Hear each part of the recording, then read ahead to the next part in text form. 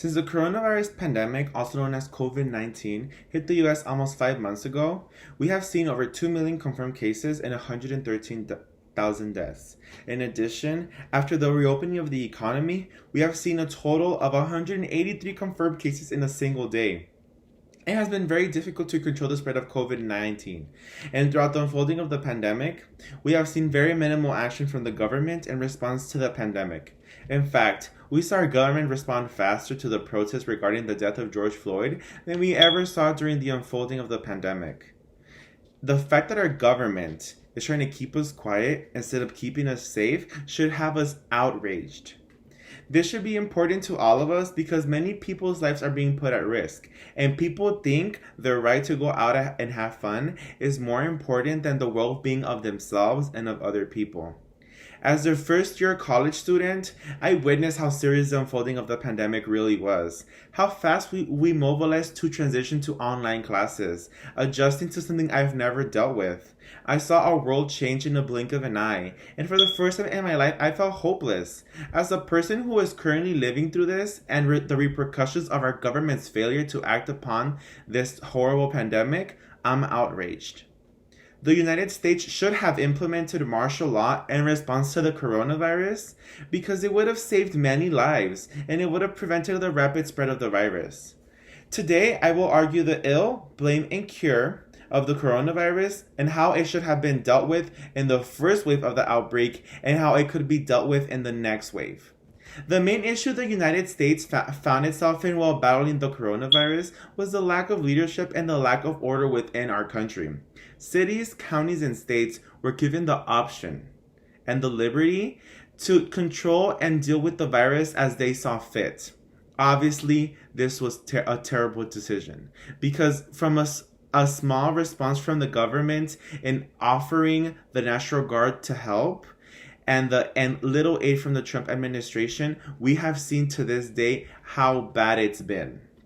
By giving the option to have these entities handle the virus as they see fit, cities might not have the correct restrictions or procedures in order to keep everyone safe. An example of this has been the recent unfolding of Florida's out-of-control situation of the coronavirus. According to Lee Cohen of CBS News on June 19, 2020 stated, Florida is continuing to move forward with the reopening plans, despite having a week of record-breaking spikes in coronavirus cases. And now one group expert is warning that the state has all the makings of the next large epicenter. This is a perfect example of how to not deal with the pandemic of this magnitude. A state is in the brink of becoming the next epicenter, and the most deadly virus should not continue its plans to reopen. It's just outrageous.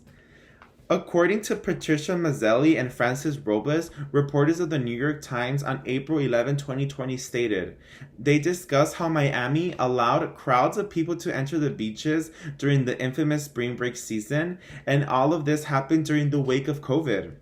They kept the beaches open because the city was more worried about losing money than the lives of everyone that attended the celebration.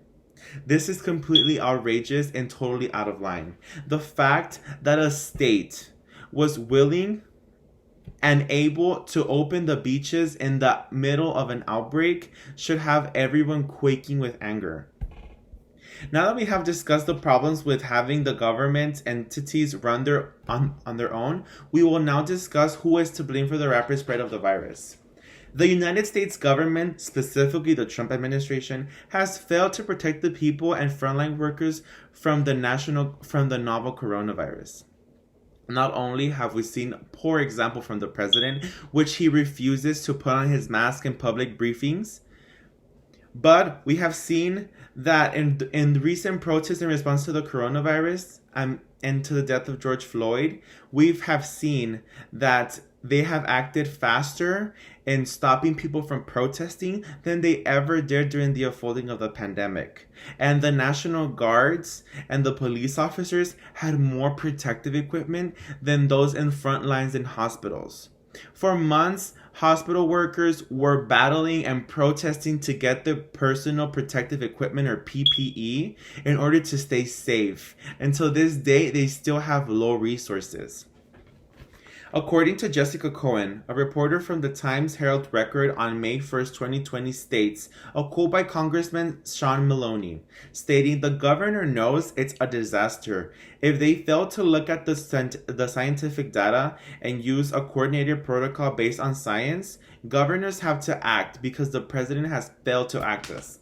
This absolutely shows us how the president's failure to enforce concrete procedures and regulations in response to COVID has left governors with no other choice than to take matters into their own hands. And in the most powerful country in the world, this is an absolute joke towards the rest of the world. COVID-19 spread at the speed it did because many of the social distancing and stay-at-home orders were not enforced. According to MilitaryTimes.com, an article states, Andrew Cuomo wrote an op-ed in the New York Times pleading with Trump to increase testing and mobilize the military to help open more hospital beds before this situation spirals out of control. This is proof that comparing this situation to the riots and protests due to the death of George Floyd, how fast the national government and the Trump administration acted upon the novel coronavirus. And the fact that till this day, they still think it's a good idea to reopen the economy after everything that has happened. We have seen how the Trump administration has responded to both the coronavirus and the protest. It has been appalling to witness how a president has reacted and shown racist and selfish he is capable of being with his own country. According to Mary Alice Park and Lisa Weinersema, reporters of ABC News state, the president hesitated to mobilize military assets to produce needed protective gear and add resources in the fight against the coronavirus. But he was quick to press for what would be a remarkable use of military force within its own borders. This is in regards to the fast actions and swift responses to the protests regarding the death of George Floyd and many others in the Black Lives Matter movement. Now that we have discussed how the U.S. government has failed to aid its citizens during such harsh times, we will now discuss what procedures we can follow in order to reduce the spread of coronavirus. Martial law could be a possible movement in the United States. This is true because we have the luck of having the most powerful and most expansive military in the world.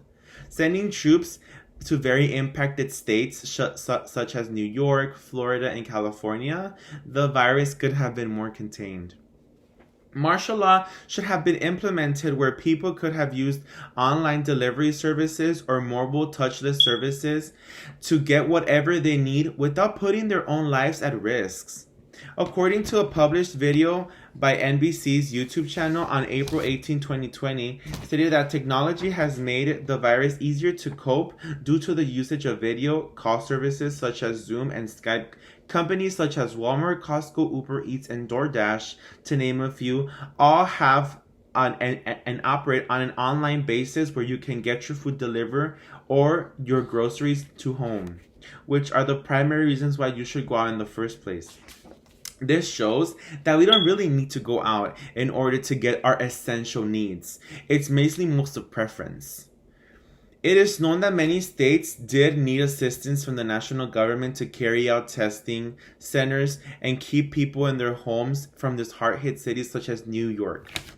Again, according to Lee Cohen, a reporter of NBC News, stated on June 19, 2020, Dr. Mary Jo Trepeka, an infectious disease epidemiologist at Florida International University, said the openings are contributing to the spike cases. The future of the coronavirus in Florida, Trepeka said, all depends on what people do.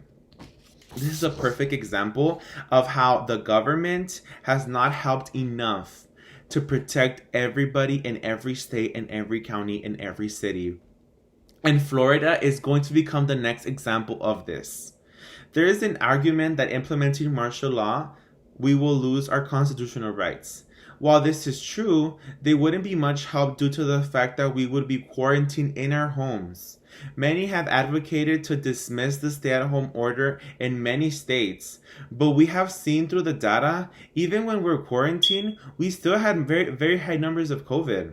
What makes us think that we're ready to open the economy and that the economy is more important than the people who run it, which is us? because our economy is based on a consumer base.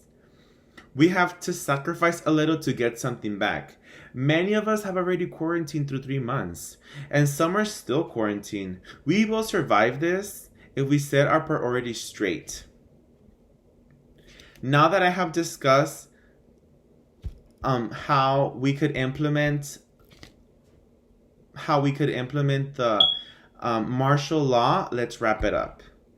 I first argued what the first cause of the uncontrollable outbreak. Next, I discussed who was to blame for the lack of leadership and the organization. And lastly, I discussed how the National Guard could have reduced the number of cases and would probably restore an order in impacted states.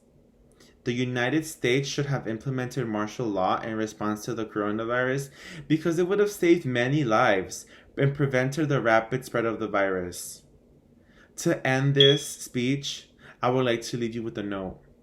I hope that after all of this, we all stop being selfish and start thinking about our own actions and how our actions affect other people. Then we can take this place we call home and make it a better place. Thank you.